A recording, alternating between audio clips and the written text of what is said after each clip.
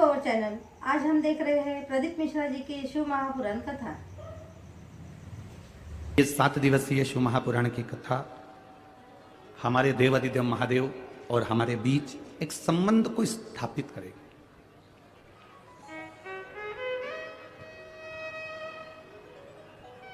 Medical वाला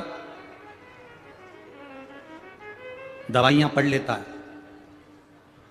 doctor ने क्या लिखा है, बोलो सही है कि गलत है? बोलो बोलो, जम के बोलो, सही है ना? मेडिकल वाला दवाइयां पढ़ लेता है कि डॉक्टर ने क्या लिखा है, और मेरा देवादिदेव महादेव तुम्हारी तन्हाइयां पढ़ लेता है कि तुम्हारे भाग्य में क्या लिखा है, तुम्हारे किस्मत में क्या लिखा है, तुम्हारे भाग्य में क्या लिखा हो। लिखने वाले ने लिख दिया पर उसको पढ़ा मेरे महादेव ने। और आपको पहले भी कथा में कहा, आज फिर कहते हैं, ये कोई साधारण से 24,000 श्लोक की ये शिव महापुराण की कथा कोई साधारण नहीं है। इसको समझने वाला ही समझ सकता।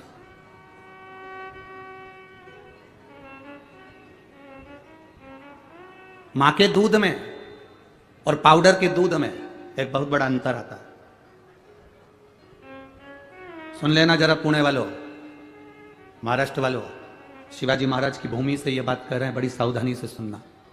मां के दूध में और पाउडर के दूध में, बोतल के दूध में बहुत बड़ा अंतर होता है। मां का दूध पीने वाला कभी रामायण, भागवत, शिव पुराण, गीता और सनातन धर्म पर कभी उंगली नहीं उठाता, और पाउडर का दूध पीने वाला सनातन धर्म पर उंगली उठाता है। माता का दूध पीने वाला कभी सनातन धर्म पर उंगली नहीं उठाएगा।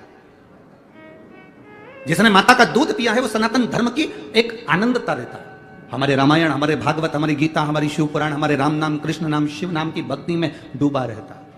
जो माता का दूध पिया होता है वो कभी सनातन धर्म के लिए अपशब्द नहीं कहता, कभी सनातन धर्म को बर्बाद करने की बात नहीं करता। कभी राम और कृष्ण पर, कभी मेरे हरि विठ्ठल पर, कभी मेरे हरि पर, मेरे नारायण पर, मेरे शिव पर कभी वो उंगली नहीं उठाता। किसी साधु, सन्यासी, तपस्वी, संत पर उंगली नहीं उठाता। पर जो पाउडर का दूध पीकर बड़े हुए होते हैं वो एक ना एक दिन सनातन धर्म को नष्ट करने की बात जरूर करते हैं, इतना ध्यान रखिए। आप जितने भी भक्त लोग यहां कथा सुन रहे हैं, जितने आस्था चैनल के माध्यम से सुन रहे हैं, जितने फेसबुक यूट्यूब के माध्यम से सुन रहे हैं, जितने इस पवित्र पावन के प्रांगण में ये तीनों डूमों में जो भक्त भरे पड़े हुए हैं, और डूम के बाहर ग्राउंड में जहां जहां लोगों को जगह मिल गई, तपती हुई धूप में लोग जहां जगह मिल गई वहां बैठकर जो कथा सुन रहे हैं, आपके भीतर आपने जो माता का दूध पिया है वह दूध आज झलक रहा है। इसलिए इस पवित्र भूमि का रसतत्व आपके जीवन पर है। बोल बम का नारा है, इतना धीमा बोलोगे तो कल्याण तुम्हारा है। बोल बम का नारा है। शिव के भरोसे पर, बाबा के भरोसे पर, शंकर के भरोसे पर, हमारी अविरल भक्ति के भरोसे पर, हमारे विश्वास के भरोसे पर हम अग्रण्य बढ़ते हैं। मेडिकल वाला डॉक्टर की दवाइयां पढ़ लेगा, मेडिकल वाला दवाइयां पढ़ लेता है, और केवल एक इस मृत्यु लोक में, इस संसार सागर में केवल एक है, और वो है मेरा देवादिदेव महादेव। जो तुम्हारे भाग्य में कितना दुख है उसको जब तुम जल चढ़ाने के लिए जाती हो तब वो तुम्हारे भाग्य को पढ़ता है और उस दुख को मिटाने का कार्य करता है, उस दुख को समाप्त करने का कार्य। भूलवश भी अगर हम शिव जी के दरवाजे के सामने से निकल जाते हैं, भूलवश भी अगर हम देवादिदेव महादेव के चरणों की ओर चले जाते हैं, तो कहीं ना कहीं शिव कृपा करते हैं, शिव दया करते हैं।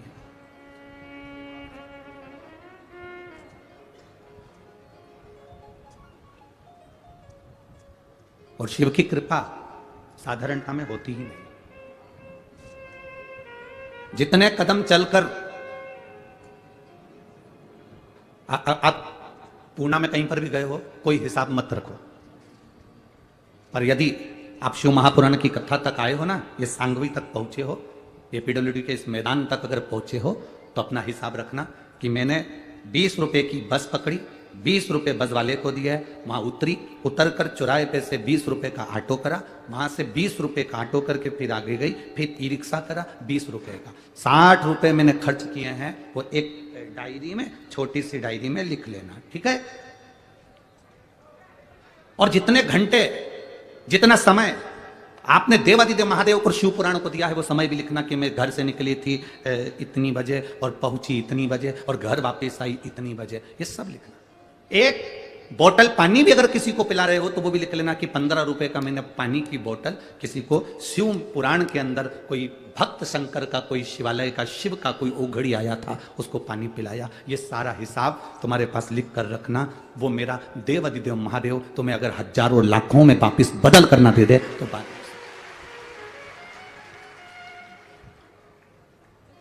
शिव जी कभी नहीं कहते कि मेरे मंदिर में आना तो तुम प्रसाद लेकर आना। यहाँ शिव महापुराण में कहीं पर भी नहीं लिखा कि शंकर जी के मंदिर में जाओ तो लड्डू लेके जाओ, शंकर जी के मंदिर में जाओ तो पेड़ा लेकर जाओ, शंकर जी के मंदिर में जाओ तो श्रीफल लेकर जाओ, शंकर जी के मंदिर में जाओ तो चिरौंजी लेकर जाओ, शंकर जी के मंदिर में जाओ तो सिंगदाना लेकर जाओ, शंकर जी के मंदिर में जाओ तो पेड़ा लेकर जाओ।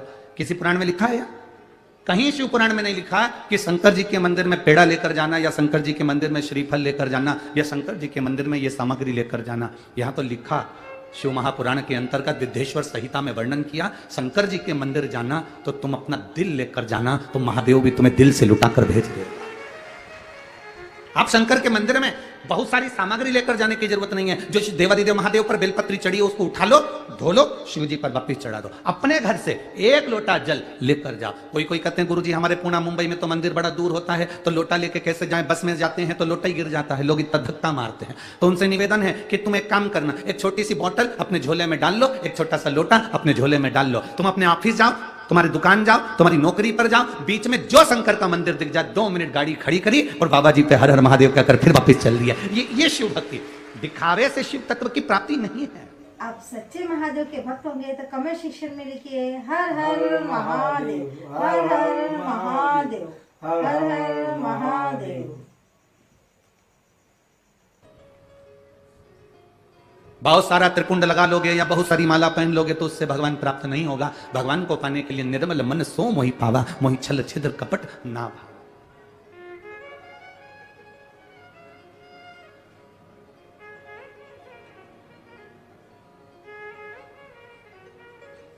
इसको सहजता नहीं कह सकते, इसको श्रेष्ठता नहीं कह सकते। अभी हम आ रहे थे तो वो हमारे साथ में जो ड्राइवर भाऊ थे, हम तो ड्राइवर तो कहते हैं नहीं, हम तो हमेशा उनको पायलट कहते हैं, ठीक है। तो हमारे साथ में जो पायलट बैठे थे, जो ड्राइविंग कर रहे थे, तो उन्होंने देखा कि चौराहे चौराहे पर बहुत सारे भिखारी भीख मांग रहे थे। तो पीछे हमारा वो पवन बैठा था, तो उसने कह दिया यहाँ पर भिक्षुक ज़्यादा हैं, यहाँ चौराहे चौराहे पर रुकते हैं और लोग मांगते। तो उसने कहा हाँ। तो हमने उस समय जवाब नहीं दिया, पर हम आज कहें आपसे कि वो चौराहे पर खड़ा हुआ भीख मांगने वाला वो भिखारी नहीं है। भिखारी कौन है? शिव महापुराण की कथा कहती है जिसको 70,000 रुपए तनख्वाह मिल रही, 60,000 रुपए तनख्वाह मिल रही, 80,000 रुपए तनख्वाह मिल रही, और उसके बाद भी अगर वो अपनी नौकरी पर बैठकर रिश्वत मांगता है तो वो दुनिया का सबसे बड़ा भिखारी है। इतनी तनख्वाह मिलने के बाद अगर तुम रिश्वत मांगो, इतनी तनख्वाह मिलने के बाद अगर तुम थोड़ा सा पैसा ज्यादा ले लो, इतनी तनख्वाह मिलने के बाद भी अगर तुम्हारा पेट नहीं भराता और तुम दूसरे से कुछ ना कुछ ज्यादा पाने की आशा रखते हो, तो चौराहे के भिखारी से बदतर तुम वो भिखारी हो। अपनी आनंदता के साथ आप अपनी जिंदगी नहीं जी पाते। हमारी ये शिव महापुराण की कथा, शिव भक्ति की कथा, ये प्रदान करती है कि हमें किसी से मांगना नहीं, किसी से आशा रखना नहीं। यहां तो शास्त्र कहता है आशा एक राम जी से दूजी आशा छोड़ दे, और नाता एक भोले जी से दूजा नाता तोड़ दे। या संबंध एक निभाया, मांगो देवादिदेव महादेव से मांगो, ये उसकी कृपा से हमें मिला है, ये उसकी दया से हमें मिला है, और उसकी कृपा बिना संसार में कुछ भी नहीं है। अगर मेरी जीजियों, ओ महाराष्ट्र वालियों, और मेरे जीजाओं, ओ महाराष्ट्र वालों जो बैठे हो, ये शंकर भगवान को धन्यवाद देना, अपने देवत को, अपने देवता को धन्यवाद देना कि तेरी कृपा थी जो ये भादों के महीने में हरतालिका तीज भी पड़ रही है तो सोमवार की पड़ रही है, गणेश चतुर्थी भी पड़ रही तो मंगलवार की पड़ रही है। कितनी कृपा तूने करी कि इस भादों के महीने में ये मेरे पुणे महाराष्ट्र में शिवाजी की धरा पर, ये संतों की पुण्यमय भूमि पर ये शिव महापुराण की कथा प्राप्त हो रही है। कुछ तो पुण्य हमारे प्रबल हुए। मैं धन्यवाद दूं अश्विनीताई को, लक्ष्मण भाऊ जगताप जी को। ये साधुता है आपकी। कोई पुण्य जीव होगा, कोई पवित्र जीव होगा, उस पवित्र जीव के बल पर ये पुण्यमय आनंदमय कथा का रस तत्व मिल रहा है। पुण्यता है।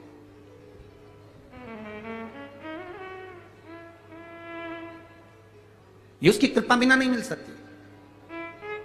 शिव महापुराण का अगर एक अंश भी हमें प्राप्त हो रहा है, एक मिनट की कथा भी हमको मिल रही है, एक क्षण की कथा भी हमको मिल रही है, तो हमारे को समझ लेना कि हमारी कोई पुण्यता।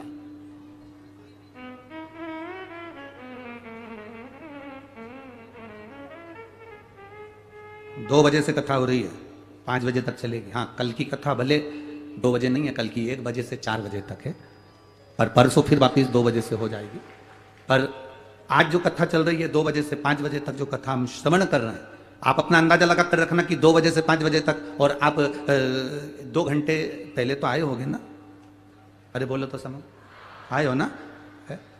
हम लेट हो गए, तो ट्रैफिक में फंस गए थे।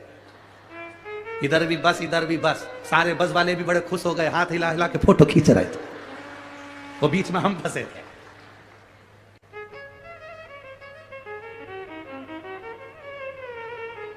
अब वो पायलट सायरन भी बजाए, पाऊं पाऊं पाऊं करे भी सरी, इतने में वो सायरन बजाए तो 2-3 बस वाले और उतर के बाजू में आके खड़े हो गए, और बस में से इशारा कर रहे हैं। अब हम समझे कि अगरबत्ती लगाने का बोल रहा है, तो पायलट बोला अगरबत्ती नहीं गुरुजी, कांच नीचे कर। और पता चला यहां पहुंच भी गए। अभी तक स्टेज पे ऊपर से आते थे, आज नीचे से आ गए। तो हमारा वो सावन महाराज हमसे कह रहा था, गुरुजी आज पहली कथा ऐसी है जो स्टेज में नीचे से घुस के ऊपर आ। हमने कहा कथा भी तो गणेश जी की है, उनका जो चूहा है ना वो कहीं से भी घुस के निकल जाता है, तो आज अपन वही बने हुए, ये तो शिव कृपा। और बची कुची थी तो आप लोगों ने दिवाली मना दी, पटाखा फोटो की और फुलझड़ी है। हमको ऐसा लग रहा था जैसे पूछो मती भगवान।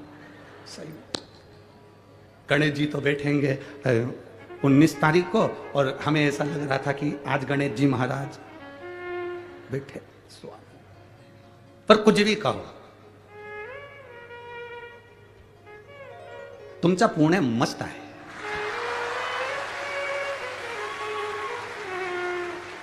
ये शिव भक्ति है, होगा। और मेरी बेटी गीतांजलि बोर से 23 साल की है। कहीं बेटे आप ही हैं? दोनों हाथ हिला दो एक बार। पुष्पा बोर से नासिक उत्तम नगर सिडको, मोबाइल नंबर ये। हम लोग नासिक उत्तम नगर सिडको से आए। गुरुदेव पहले तो ये बताओ बेटी ठीक है अब? बस बाबा की कृपा। बाबा की कथा का हम क्या वर्णन करें। मेरी बेटी गीतांजलि बोर से 23 साल की है, वह हॉस्पिटल में जॉब करती है। पर 22 जुलाई 2023 को उसकी तबीयत अचानक खराब हुई। जो लोग पत्र पढ़ सकते हैं, टीवी पर, एलईडी पर, आस्था चैनल पर पत्र भी हमारे जो लिखे हैं इन्होंने वो चलते हैं, आप पढ़ सकते हैं। वह हॉस्पिटल में जॉब करती है। 22 जुलाई 2023 को उसकी तबीयत अचानक खराब हुई। उसके पेट में बहुत दर्द होने लगा और गुरुदेव वह हॉस्पिटल में उसकी जांच की, सोनोग्राफी की, तो डॉक्टर ने यूरिन इन्फेक्शन के साथ साथ किडनी के पास पीस और दाहिनी बाजू में 56 mm की गठान बताई। उसके दर्द चालू हुआ। 15 दिन की दवाई दी पर दर्द कम नहीं हुआ। गठान की जांच करने के लिए आगे बढ़ाई तो गठान और ज्यादा तकलीफ देने लगे। किडनी का ऑपरेशन का डॉक्टर ने कह दिया, गठान का ऑपरेशन का कह दिया। डॉक्टर से हमने 15 दिन का टाइम मांगा। गुरुदेव हमारे पड़ोसी ने कहा था कि एक बार अगर कहीं मौका मिल जाए, 2 मिनट की भी कथा अगर टीवी पर मिल जाए या कहीं ऐसा मौका मिल जाए और लाइव कथा कहीं आ रही हो तो वहां जाकर आप सुने। हमने केवल टीवी के सामने आसन बिछाकर 2 मिनट की कथा सुन पाए क्योंकि चिंता बहुत थी। गुरुदेव आपने उस समय पर रुद्राक्ष का वर्णन किया तो 12 अगस्त 2023 को हम सीहोर गए। सीहोर जाकर हमने रुद्राक्ष मांगा और बाबा से प्रार्थना कर कर हम निवेदन कर कर आ गए, बाबा जहां कथा होगी वहां 7 दिन की 5 दिन की पूरी कथा सुनेंगे। बस मेरी बेटी के जो ऑपरेशन बोला गया है गठान का और किडनी का, किडनी उसकी अच्छी हो जाए और गठान उसकी गल जाए, ऐसी कृपा करना। गुरुदेव डॉक्टर तो बता रहे थे बड़ी बीमारी है, जांचें बहुत सारी हुई और बाबा की कृपा का हम क्या वर्णन करें। हम सीहोर से आकर रुद्राक्ष को पानी में गलाते, शिव जी को चढ़ाते, बेटी को पीने के लिए देते। बाबा की कृपा से दूसरी बार बेटी की जांच कराने के लिए गए, डॉक्टर ने कहा इसकी गठान गल चुकी है और बेटी की किडनी भी काम करना प्रारंभ कर दी है। इसलिए हम बाबा के चरणों में इस शिव महापुराण की कथा को श्रवण करने के लिए आए। शिव तत्व है, बैठिए बाबू, एक बार दोनों हाथ हिला दो, हर हर महादेव। बैठिए। 2 क्षण की भी कथा यदि जिंदगी में मिल रही है तो उसका फल क्या। एक पत्रो राया, देखिए थानेदार का फोटो भी लगा हुआ है, ठीक है। एक पत्रो राया, राखी भी भेजी है दीदी आपने, आपकी राखी को लड्डू को स्वीकार है बाबा के चरणों में।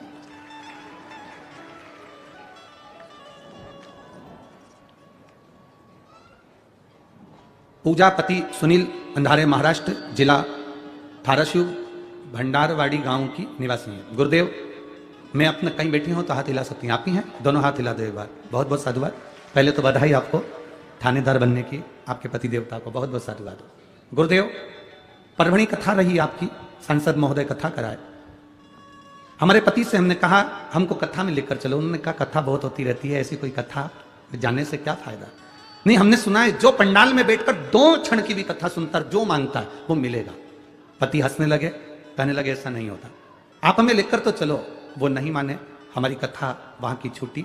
संभाजी नगर में कथा हुई, तब हमने हमारे पति से कहा हमें एक दिन की कथा आधे घंटे की सुनने दो, हम बाबा से प्रार्थना करेंगे, जो बाबा से मांगता है ना पंडाल में उसको वो मिलता है। पति हंसकर बोले ऐसा होता है, कभी नहीं हो सकता, कहे आप हमें लेकर तो चलो। एक दिन की कथा हमने पंडाल में बैठकर श्रवण करी और बाबा से प्रार्थना करा। हमारे पति से पूछा तुम बोलो क्या चाहिए। वो कहते हैं बाबा सुनते हैं, हाँ। कथा के पंडाल में सुनते हैं, हाँ। क्या मुझे थानेदार बना सकते हैं? क्यों नहीं बना सकते, बाबा है वो, सब सुनता है। बाबा से प्रार्थना करी। फिर हमने भी हमारे पति से कहा याद रखना महाराष्ट्र में कहीं पर भी कथा होगी तो हमको लेकर जाना है। तो हम बाबा से प्रार्थना कर देते। और मेरे बाबा से मैंने प्रार्थना करी, कथा श्रवण करी और बाबा की कृपा से मेरे पति थानेदार बन गए। इसलिए मैं बाबा की कथा को श्रवण करने के लिए यहाँ पहुंची हूँ। शिव तत्व की प्राप्ति, बैठिए बहन, हर हर महादेव। शिव की प्राप्ति का केंद्र बिंदु है। एक क्षण की भी कथा हम अपनी जिंदगी में सुन रहे हैं, शिव महापुराण तो वो पुराण है जो दिल से श्रवण कर लेता है, वो यहां से खाली झोली नहीं भरी हुई लेकर जाता है। ये शिव तत्व। अरे लुटा दिया भंडार काशी, कर दिया मारा काशी। ये शिव तत्व की प्राप्ति, ओघड़ी की प्राप्ति।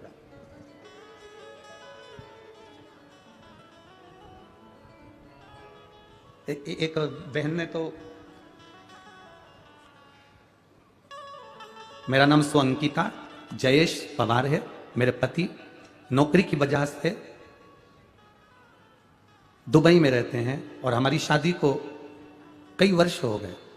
गुरुदेव संतान का सुख नहीं था, दिखाया डॉक्टरों को भी, पर संतान का सुख नहीं हुआ। कहीं बैठी हैं जिन्होंने पत्र लिखा है, स्वअंकिता जयेश पवार, कहीं बैठी हो तो हाथ हिला सकती। अंकिता जयेश पवार, कहीं बैठी हो तो हाथ हिला सकती, जहां कहीं भी बैठी हो। कई साल हो गए थे, संतान का सुख नहीं था। गुरुजी एक तो पति विश्वास नहीं करते, हमने विश्वास करा, हमारे पति से कहा बाबा पर भरोसा रखो। रजस्वला धर्म के 7वें दिन सफेद आंकड़े की जड़ का प्रयोग सीहोर वाला महाराज बताता है, अपन करते हैं। पति को लेकर हम वो आंकड़े की जड़ का प्रयोग किया। गुरुदेव इससे पहले हमने मुंबई पूना ना जाने कहां कहां खूब इलाज करवाया, पर औलाद नहीं हुई।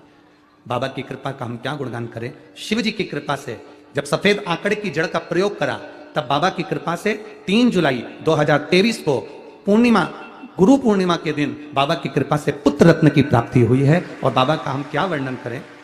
हमने बाबा का नाम कृषि उस बेटे का नाम रखा है। गुरुदेव हमारे बेटे के मस्तक पर हम इतनी कथा सुने हैं कि बेटे के मस्तक पर तिलक में आपकी छवि मेरे बेटे के तिलक के अंदर उभर कर आ जाती है। जब भी उसको तिलक लगाया जाता, हम फोटो में भेज भी रहे हैं, ये फोटो में तिलक की छवि लगाई गई है, आप उसको टीवी चैनल के माध्यम से देख सकते हैं।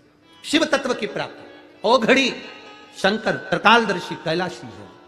शिव तत्व आपकी भक्ति है, उसमें विश्वास, दृढ़ता, तुम्हारा भरोसा है उसमें। और यहां जितने बैठे हो, चाहे पंडाल हो चाहे पंडाल के बाहर, तुम्हें जहां जगह मिल जाए वहां बैठ जाओ और बैठकर बाबा से अपने हृदय से, अपने दिल से इस 7 दिन की कथा, घर के लोग कहें पानी गिर रहा है, घर के लोग कहें त्योहार आ रहा है, घर के लोग कहें ये त्योहार है, कह देना मेरा बाबा मेरे गांव में आया है, इससे बड़ा त्योहार दुनिया का कोई त्योहार नहीं हो सकता। इससे बड़ा त्योहार क्या? हर हर महादेव, हर हर महादेव, हर हर महादेव। खाली न जाता कोई दर से तुम्हारे, खाली न जाता कोई दर से तुम्हारे, मैं भी खड़ी हूँ नन्ही बाहें पसारे, अपने हृदय लगा लो, गिरा जा रहा हूं, उठा लो। ये शिव तत्व की प्राप्ति का केंद्र बिंदु है। हम तो कहेंगे शंकर भाऊ जगताप जी को आप बार बार धन्यवाद देना कि ये पावन कथा पुणे में आ गई है। बहुत बहुत ये कृपा है शिव की, उसकी उदारता। भक्ति बिना नहीं, विश्वास बिना नहीं। समय आया देवराज बेलपत्री के वृक्ष के नीचे प्राणों को त्यागा तो शिव तत्व को प्राप्त हो।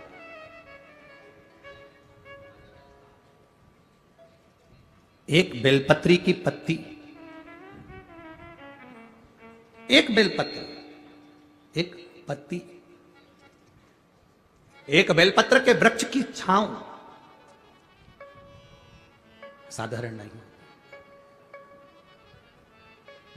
एक जीव जो मनुष्य की जो देह है ना, इससे 4 स्थान पर रोज पाप होता है।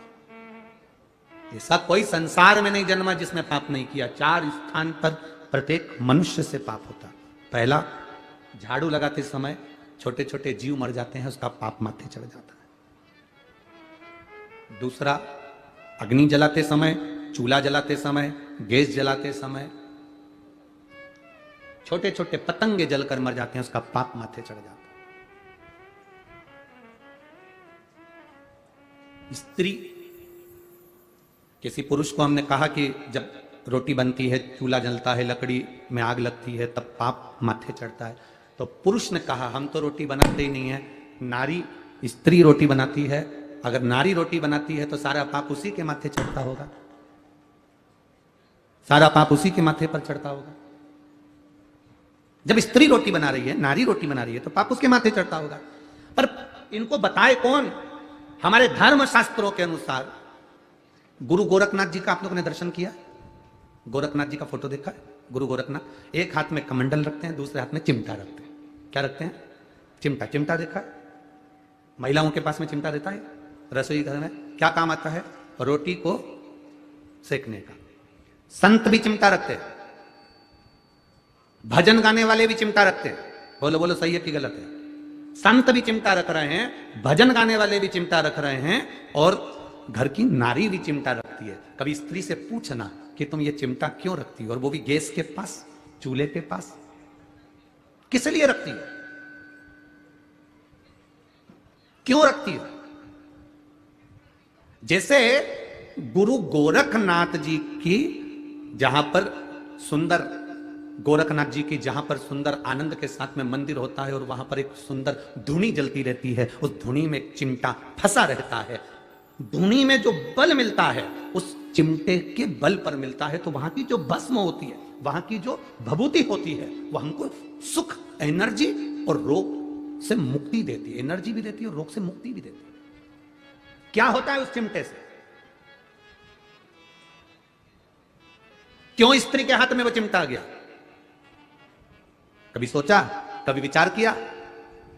संतों की कृपा। एक बार गुरु गोरखनाथ जी महाराज भ्रमण कर रहे थे, भ्रमण करते करते स्त्री पर उनकी दृष्टि पड़ी।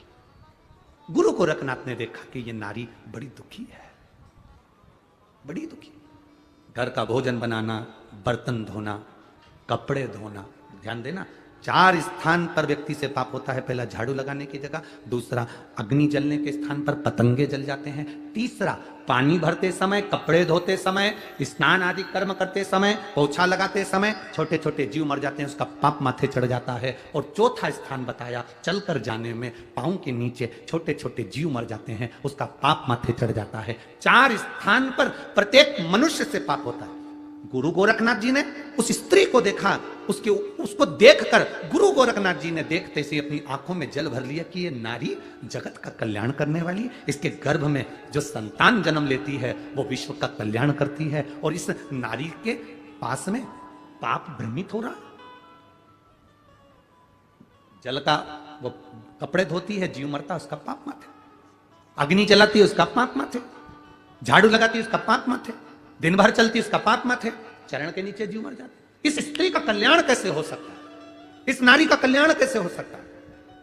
गुरु गोरखनाथ बाबा ने उस नारी के हाथ में, बस उसी समय नारी के पास में गुरु गोरखनाथ जी ने अपनी सूचना पहुंचाई कि नारी, अगर एक जैसा चिमटा मैं रखता हूं और चिमटे से पाप दूर भाग जाता है, वो चिमटा अगर नारी के रसोई घर में होता है तो पाप दूर भाग जाता है। कितनी माताएं बैठी हैं जिनके घर में है? रोटी कई काम लेती हो ना, उसको कहां रखती हो? रसोई घर में, गैस के पास में रखा रहता, कहीं टंगा रहता है, कहीं पास, जहां अग्नि है, जहां चूल्हा है, उसके पास में चिमटा। कहने वाले कह देते हैं नारी को अपवित्र माना गया, कहने वाले कह देते हैं नारी के ऊपर पाप की गठरिया। ना, मेरे गुरु गोरखनाथ जी ने स्त्री को भी पवित्र कर दिया और उसके पाप की गठरिया को आधा कर दिया। मेरे गुरु गोरखनाथ जी स्त्री को पवित्र कर दिया। शिव के अवतार है गुरु गोरखनाथ, भगवान शंकर के अवतार। किसी का दुख, गुरु गोरखनाथ जी किसी के दुखी के दुख को देखकर स्वयं गोरखनाथ जी भी दुखी हो जाते थे और विचार करते रहते थे गुरु गोरखनाथ की, इसको सुख कैसे मिले, इसको सुख का अनुभव कैसे हो।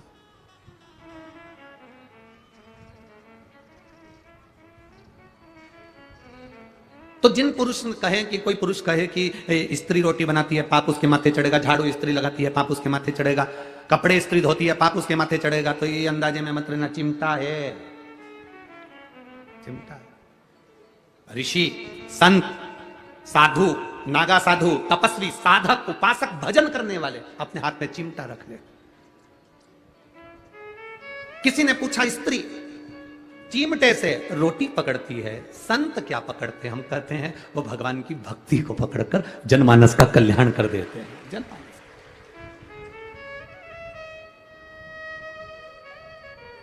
आप लोग देवादिदेव महादेव भगवान शंकर का कहीं कोई ऐसा फोटो भी देखना जहां शंकर जी समाधि में लीन है और शिव जी के पास में चिमटा रखा है, देखा है कभी?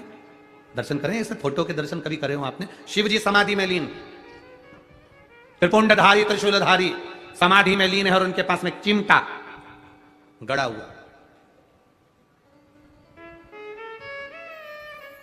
सुख प्रदान करना। देवराज, तो यहां वर्णन चल रहा था कितना भी पाप मस्तक पर हो, एक बेलपत्र जब हम देवादिदेव महादेव को समर्पित कर देते हैं, शिव जी को जल चढ़ाते हैं, जल जब शंकर भगवान पर चढ़ता है, बेलपत्र छुआ हुआ वो जल, शंकर भगवान पर चढ़ा हुआ जल, वो जब थोड़ा सा लेकर अपने ऊपर थोड़ा सा छींट लेते हैं या आचमन करते हैं, वो जल बेलपत्री के स्पर्श का होता है। देवराज के मस्तक पर बेलपत्री के वृक्ष की छांव आती है और देवराज तुरंत शिव के धाम चले जाते हैं। और हम प्रतिदिन अगर बेलपत्री के जल का थोड़ा सा भाग अपने मस्तक पर छिड़क लेते हैं तो कई रोगों से हमारी मुक्ति हो जाती है। रोग हमारे नजदीक नहीं आते, रोग हमारे करीब नहीं आते।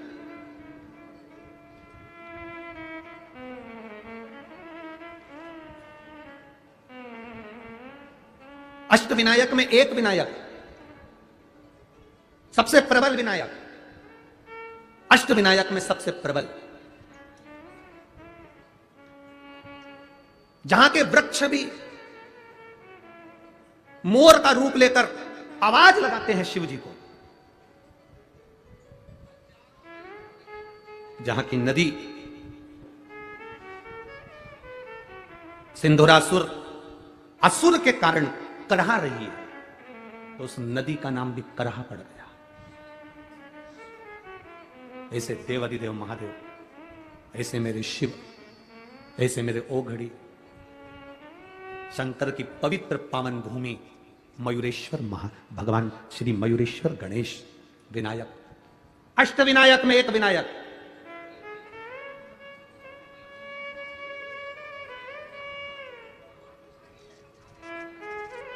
हजारों बेलपत्री के वृक्ष थे, हजारों बेलपत्री के वृक्ष मोरगांव के अंदर, हजारों।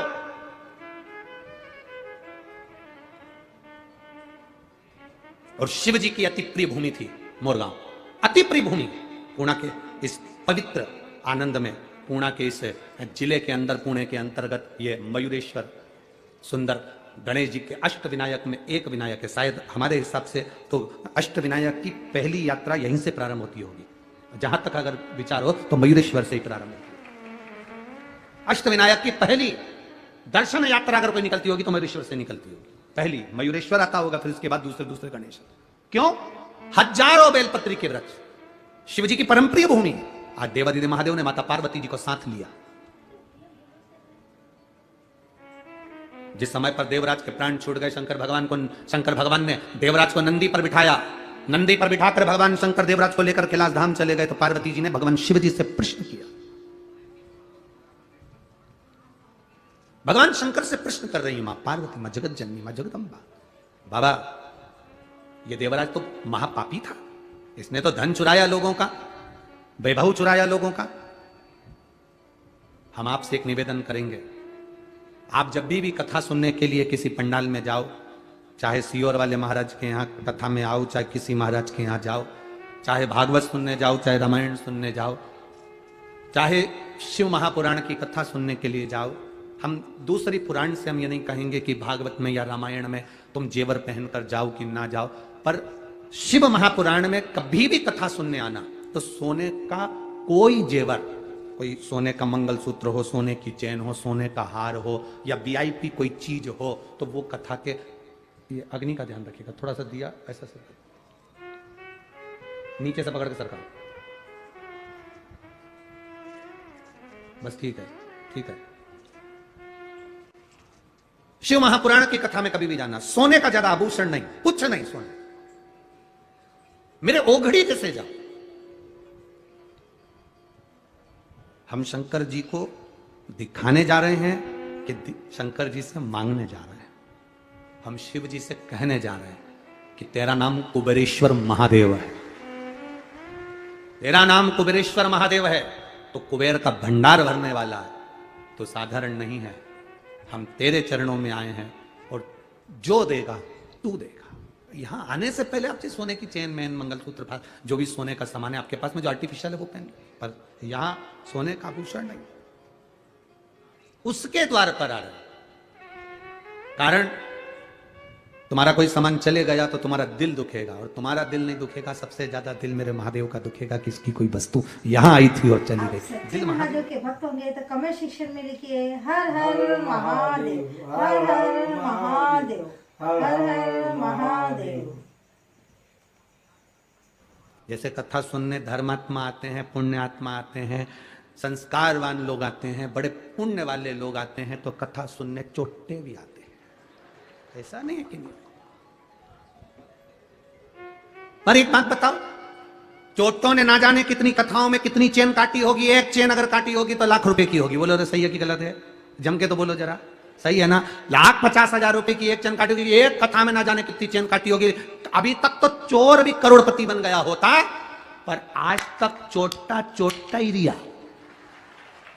आज तक चोट्टे से प्रमोशन नहीं कर पाया। और जिनकी चली भी गई, देवादिदेव महादेव ने उसको और 2 तोला बढ़ाकर उसके गले में डलवा दी। ये चली भी गई तो उसने दे, पर चोट्टे का प्रमोशन नहीं हुआ। तो मेरा निवेदन है चोट्टों से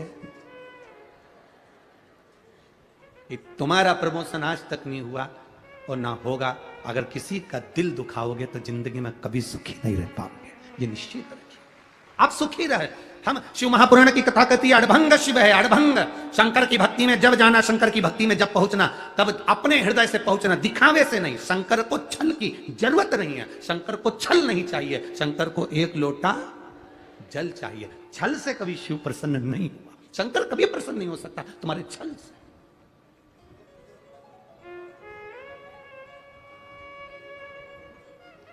शिव की प्रसन्नता ही सारी समस्या का हल, एक लोटा जल। ना तो यहां पर कोई बेल है, ना भभूति है, ना कोई तंत्र है, ना मंत्र है, ना कोई कुछ भी यहां पर नहीं है। शिव महापुराण में कुछ भी नहीं। शंकर जी को दिखावा प्रिय नहीं है तो हम दिखावे की बात क्यों करें। यहां तो केवल एक चीज चलती है, मुख से निकला हुआ श्री शिवाय नमस्तुभ्यम, और दूसरा है तुम्हारे हाथ में एक लोटा जल। बस इससे तुम दुनिया में विजय प्राप्त कर सकते हो। दुनिया में जैसे शिवाजी महाराज के पास में क्या था, शिवाजी के पास में क्या था। एक बार शिवाजी ने अपनी माता से पूछ लिया, मां अगर दुश्मन प्रबल भी है, बहुत प्रबल दुश्मन है, और उस दुश्मन को भी आधा करना हो। मैंने कथाओं में सुना है मां, जब बाली के सामने कोई जाता था तो उसका बल आधा बाली में चला जाता था, बाली आधे बल को खींच लेता था। तो मां अगर संसार सागर में हमारे पास इतना तप नहीं है, हमारे पास इतना बल नहीं है, फिर भी सामने वाले दुश्मन के बल को अगर आधा करना है और अपने बल को प्रबल करना है तो युद्ध के मैदान में करा क्या जाए। तब शिवाजी की माता ने केवल एक नारा शिवाजी को दिया था, हारा हारा महा। एक नारा शिवाजी को दे दिया, शिवा जब तू टूट पड़े, तेरे सामने तेरे हाथ में अगर तलवार भी नहीं हो तब महादेव के नाम को पुकारना, सामने वाले का बल आधा हो जाएगा और तू विजय होकर आएगा। तू विजय। माहिल्या, माहिल्या बेधव्य हो गई, माहिल्या विधवा हो गई, अकेली रह गई। जीतू कैसे? इधर से लोग आक्रमण कर रहे, उधर से लोग आक्रमण कर रहे, सामने से लोग आक्रमण कर रहे। माहिल्या की नगरी को चारों तरफ से घेर लिया गया। अकेली माहिल्या अपने बेटों को देखकर दुखी हो रही है, आंखों से आंसू बह रहा था अहिल्या के। तब अहिल्या ने याद किया, मेरी मां कहती थी अगर तेरे पास में शंकर है, शिव है, तो किसी की सामर्थ्यता नहीं कि कोई तेरे इस सिंहासन पर राज्य कर ले। अहिल्या ने सोचा ऐसा मां के शब्द माता अहिल्या को याद आए, और मां अहिल्या अपने हाथ में शंकर के शिवलिंग को उठाकर चारों तरफ से जब द्रोही सेना लेकर खड़े हो गए, तब मां अहिल्या शिवलिंग को हाथ में लेकर खड़ी हो गई। द्रोहियों विचार करने लगे कि इधर से हमारी सेना लेकर आ रहा है, उधर से ये सेना लेकर आ रहा है। मां अहिल्या की सेना उस समय पर तैयार नहीं हो पाई युद्ध के लिए, क्योंकि चारों तरफ से द्रोही चढ़ रहे थे। हुआ क्या? मां अहिल्या ने अपनी माता के शब्द याद करे कि एक शंकर का शिवलिंग अगर तुम्हारे पास में है तो वो द्रोहियों के लिए हथगोले और बम के बराबर है। और मां अहिल्या ने वो शिवलिंग अपने पास रखा। इधर से जो सेना आई वो इधर की सेना से भिड़ ली, पीछे की सेना आगे की सेना से भिड़ ली, और सिंहासन मां अहिल्या का फिर बच गया। केवल एक देवादिदेव महादेव के लिए, केवल एक शिव तत्व के, एक शंकर का शिवलिंग। आप लोगों ने माता अहिल्या की मूर्ति का दर्शन किया है कभी? माता अहिल्या के फोटो का दर्शन किया है कभी? माता अहिल्या की मूर्ति ऐसी कभी नहीं बनी जिस मूर्ति में माता अहिल्या के हाथ में शिव जी नहीं। माता अहिल्या का ऐसा कोई फोटो नहीं मिलेगा जिसमें माता अहिल्या के हाथ में शंकर का शिवलिंग नहीं। क्यों? क्योंकि माता अहिल्या कहती हैं ये शिव तत्व मेरे भीतर है, इसलिए आज मैं राजमाता बनकर बैठ सकी। एक विधवा, एक बेधव्य, जिसका पति चले गया हो, वो नारी अपने आप को अकेला समझती है। अब होगा क्या? कौन देखेगा? कौन संभालेगा? क्या होगा? उस नारी को चाहिए, तुम अकेले नहीं हो। बोल बम का नारा है और बाबा एक शिव तत्व तुम्हारे भीतर है, शंकर तुम्हारे अंदर है। उस शिव तत्व को तुम्हें प्रकट करना है, उस शिव तत्व को तुम्हें प्रसन्न करना है।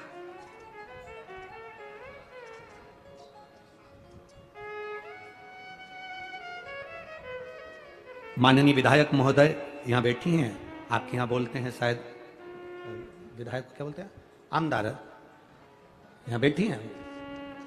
हाँ, विधायक महोदय यहां बैठी हुई हैं। सोचिए, शंकर शिव तत्व, आप ये कथा करवा रही हैं, आप ये कथा के यजमान पद लिए हैं, तो कहीं मां अहिल्या के चरित्र को अपनी जिंदगी में उतार कर रखना कि शिव तुम्हारे साथ है। ये भीतर उतार कर रखना। कोई चले जाए, कोई अच्छा था और वो अच्छा ही ये कथा देकर गया, ये समझिए, ये शिव तत्व दिया है, वो घड़ी कोई साधारण नहीं हो सकता। तेरी कृपा बिना ना हिले एक भी अणु, लेते हैं श्वास तेरी कृपा से। वो वो घड़ी है शंकर, वो त्रिकालदर्शी है शिव, उसको पहचानो। लोग हंसेंगे, शिव महापुराण से ऐसा हो सकता है? शंकर की ये इतने पत्र, ये तो पहले दिन के पत्र हैं, अभी आखिरी दिन तक तो ढेर लगना, ये पत्रों को हम पूरा नहीं पढ़े हैं। इन पत्रों को पूरा नहीं पढ़ा, जब हाथ में आएंगे पढ़ेंगे, उसका स्मरण करें। इनमें लिखा, उसने अपने हृदय की बातों को लिखा है लोगों ने। क्या दिया देवाधिदेव महादेव? और आज आप लोग इस कथा को पुणे की इस पावन धरा पर बैठकर श्रवण कर रहे हो ना सांगवी में। अगली कथा अगर महाराष्ट्र में कहीं पर भी होगी ना, एक पत्र तुम्हारा भी वहां पर लिखा हुआ आएगा कि मेरे को बाबा ने ये दिया, ये कृपा मेरे बाबा ने करी है। ये नासिक से आई बहन लिख रही है, केवल 15 दिन मांगे थे डॉक्टर से, केवल 15 दिन। 15 दिन दे दो, फिर हम किडनी का भी ऑपरेशन कराएंगे और उस गठान का भी ऑपरेशन करेंगे, केवल 15 दिन। अब 15 दिन में इसका कितना विश्वास होगा उस देवाधिदेव महादेव के प्रति कि वो करेगा, वो करेगा। वो साधारण नहीं, अपने कर्म की गति को भोगना पड़ता है, भोगना पड़ेगा। एक कथा पहले कही है, आपके स्मरण में होगी। एक चोर चोरी करने सेठ जी के यहाँ गए। सेठ जी बड़ा दयालु था, कोई उधार मांगने आता था तो उसको दे देता था। सेठ जी मेरी बेटी की शादी है, ले जा। कब देगा?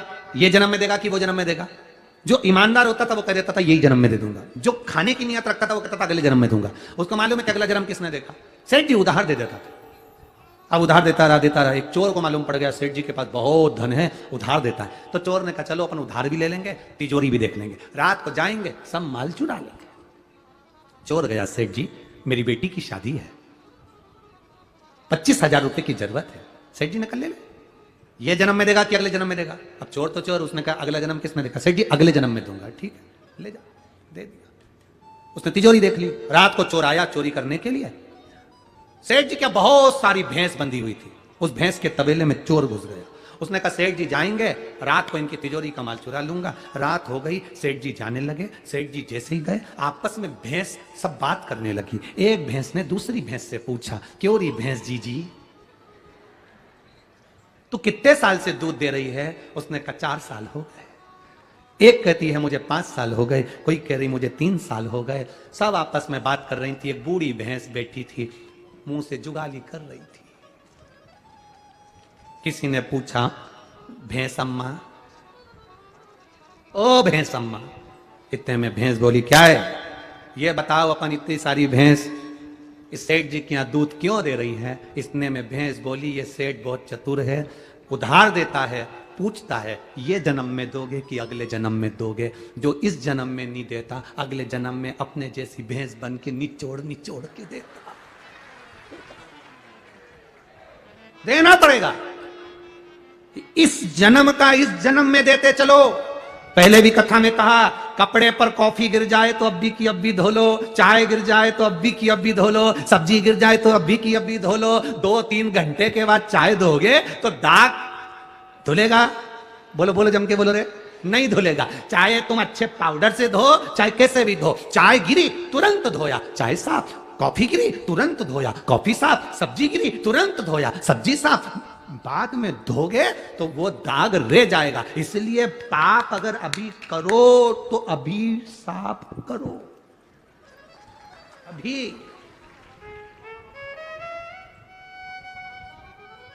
लोग कहते हैं, सियोर वाले महाराज कहते हैं, गुरुजी आप कहते हो रोज मंदिर जाया करो। क्यों जाए हम मंदिर रोज? रोज चाय गिर रही है, रोज कपड़ा तुरंत साफ करो। रोज मोबाइल पे दिन भर झूठ बोलते हो, इसलिए एक लोटा जल चढ़ा के साफ।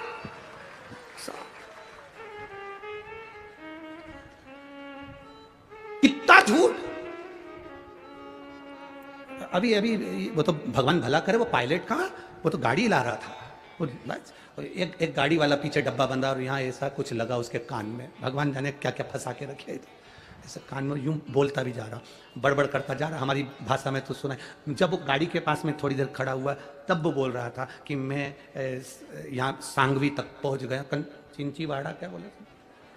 हाँ जो भी है तुम समझ गए ना, बस बाकी जाने दो, तुम्हारा समझना जरूरी है। तो मैं यहाँ तक पहुँच गया। हमने पायलट से पूछा क्यों रे भैया ये कौन सा एरिया है? तो क्या मिलिट्री का एरिया। बता तो बोला भी चिंचीवाड़ा कौन सा वाड़ा है? तो ये कहाँ पर है? तो कि गुरुजी वो तो 5-6 किलोमीटर दूर है। तो मैंने कहा अब भी बोल रहा हूँ कि मैं यहाँ पर हूँ और खड़ा मिलिट्री एरिया में। हमने कहा कितना झूठ बोल रहा है। तो हमने पायलट से कहा जरा गाड़ी रोक, अपन कह देते हैं एक लोटा पानी चढ़ा दे। आज की साफ धुल जाए। अब बोले सुखा अभी चाय गिरी अब भी धो लो, पानी की सब्जी गिरी धो लो, अभी की अभी कॉफी गिरी धो लो, कपड़ा साफ। रोज पाप करते हो तो रोज शंकर जी के मंदिर जाके एक लोटा जल चढ़ा के अपने पाप को रोज धो लो, कपड़ा साफ, रोज साफ क्लीन। फिर तो लोग भी तुमसे पूछ लेंगे, जैसे पुराने जमाने की टीवी पे पूछते थे, राजू तुम्हारे दांत तो मोतियों जैसे चमक रहे हैं। बस फिर कोई भी तुमसे पूछ लेगा, कमला बहुत क्वीट क्वीट दिख रही हो, फिर कोई भी पूछ लेगा तो तुम कह सकती हो, ये चमक ये दमक फुलवन में महक सब कुछ सरकार तुम्ही से है, एक लोटे जल की चमक है जो मेरे चेहरे पर चमक रही है। फिर कह सकते हो क्रीम की चमक 2 महीना 3 महीना 4 महीना 6 महीना रहती है, पर अच्छे कर्म की चमक मरते दम तक रहती है, आखिरी तक चमकता है। और तुम देख लो, तुम खुद देख लो, एक होती है सास, एक होती है बहू। बहू को देखना तुम कितना मेकअप करती तब चमकती, और सास को देखना ओल्ड इज गोल्ड। हर हर महादेव, हर हर महादेव, हर हर महादेव। ओम नमः शिवाय। ओम नमः शिवाय। ओम नमः शिवाय। शिवाय नमस्तुभ्यं। श्री शिवाय नमस्तुभ्यं। श्री शिवाय नमस्तुभ्यं।